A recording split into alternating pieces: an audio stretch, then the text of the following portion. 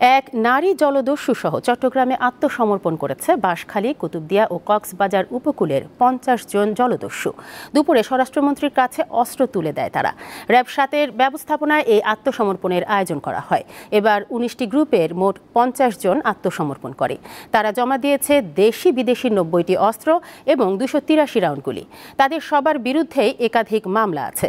সুস্থ স্বাভাবিক জীবনে ফিরে আসতে প্রয়োজনীয় সাহায্যের জন্য সরকারের কাছে আবেদন জানিয়েছে এই দস্যুরা।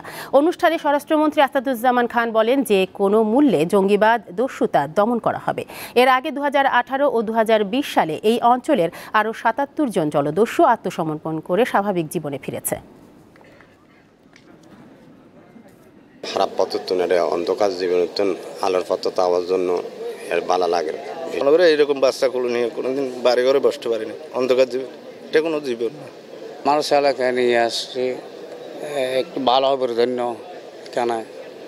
যে কোনো মূল্যে আমরা এই অপরাধীদের আমরা দমন কন্ট্রোলে আনবো। তারা যেন অপরাধ করার চিন্তা ভাবনা না করে, সেইটাই আমাদের প্রচেষ্টা থাকবে।